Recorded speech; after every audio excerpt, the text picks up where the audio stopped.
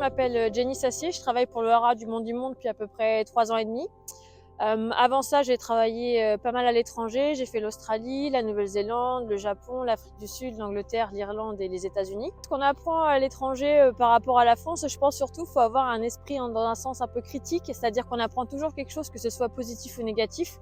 Donc, il faut vraiment avoir l'esprit ouvert. Enfin, si les gens font les choses d'une certaine façon, il y a forcément une raison. Donc, toujours demander pourquoi et de voir ce qui fonctionne ou ce qui fonctionne pas.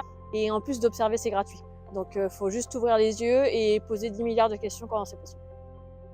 L'objectif du haras a un peu changé, c'est-à-dire qu'au début, ils élevaient pour courir.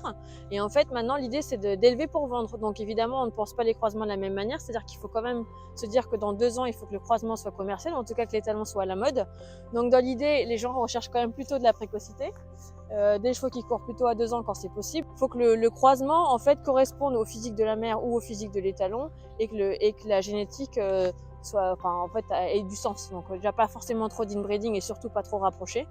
Et après, il faut juste que les croisements fonctionnent. Et ça, c'est facile avec l'ère d'Internet aujourd'hui. On a toutes les datas possibles et inimaginables. Il faut juste prendre un peu de temps et voir ce qui fonctionne ou ce qui fonctionne pas.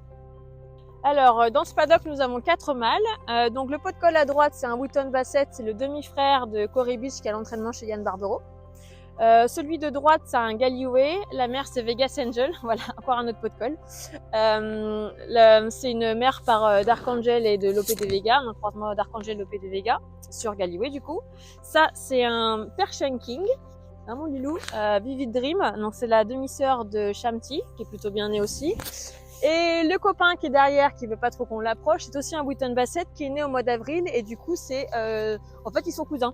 Ça c'est Shamsi Wheaton Basset. Donc voilà, on a des chevaux plutôt sympas dans les paddocks.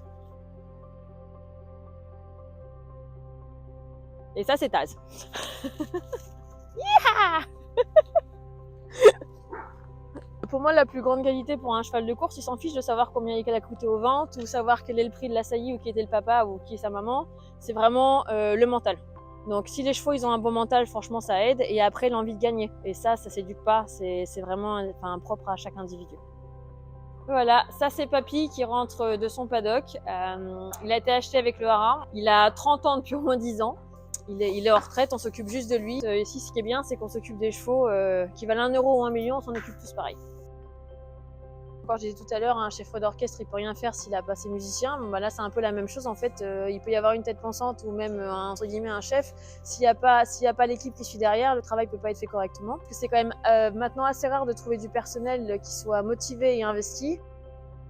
Ce qui est important quand on vend des chevaux pour la vente, c'est surtout de les mettre dans les bonnes ventes. Donc, par exemple, le Night of Thunder Paramount, s'il avait été vendu au mois d'août, il n'aurait jamais fait ce prix-là parce qu'il sortait pas du lot, alors qu'en octobre, il sortait du lot. Donc, il faut vraiment savoir placer les chevaux au bon endroit, même s'ils ont le pedigree pour aller au mois d'août, c'est pas forcément la place où ils devraient être. Il faut pas oublier que les ventes d'août, c'est les premières ventes européennes de l'année. Les gens se disent, si ça coche pas toutes les cases, c'est pas grave, il y a d'autres ventes. Les ventes d'octobre, à contrario, ce sont les dernières bonnes ventes de l'année. Donc, si vous n'avez pas atteint votre quota ou que entre deux, un étalon a sorti un très bon cheval, comme par exemple Night of Thunder qui avait Economics, qui courait déjà au vent d'août, qui a continué de performer, forcément, ça aide. Après, voilà, c'est juste qu'il y avait des très bons juges dessus. Faut forcément être plus d'une seule personne pour faire 500 000, ce qui était le cas. On avait 13 vétos différents. On a eu 4 très très bons juges qui ont monté jusqu'au moins 300 ou 400 000. Et après, c'est Yann Barbero qui a fait le reste. J'ai élevé, ou en tout cas j'ai aidé à élever 2 Golden Slipper à 4 ans d'intervalle. Donc la première c'était Stijab, une Snitzel qui a été élevée à Arrowfield Stud. Vraiment très très beau physique, une mentalité de fou. Et elle a été vendue 1 700 000 aux ventes d'Easter. Et après elle a gagné le Golden Slipper. Donc ça c'était vraiment la première vraie grosse victoire. Après, on a élevé aussi The Autumn Sun, c'est un étalon qui est à Arrowfield avec un croisement de mère Aga Khan, donc Road Choice et Asmina, qui est retourné en France depuis. Il a gagné plusieurs groupes 1, c'est devenu un bon étalon en Australie. Ensuite, j'ai travaillé pour Silverdale Farm en Australie toujours. Et là, avec un pedigree bien plus modeste, on a élevé un deuxième Golden Slipper qui s'appelle Fireburn, avec le croisement Rebel Den, qui n'était pas du tout un étalon commercial à l'époque. Et pareil, encore une fois, la même chose, un mental de fou, un physique qui était quand même très très sympa. Donc ça fait toujours plaisir d'élever des chevaux de groupe. Et le fait d'élever pour le haras du Mont-Dimon Vertical Blue, forcément, ça ajoute toujours un plus. Et ça, c'est vraiment chouette.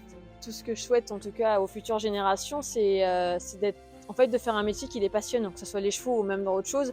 Mais dans l'idée, c'est que quand on fait quelque chose et que si on veut vraiment réussir, il faut se donner vraiment à 200%. Aller dans les bons endroits, des gens qui prendront le temps de vous répondre à vos questions. Il faut poser 200 milliards de questions.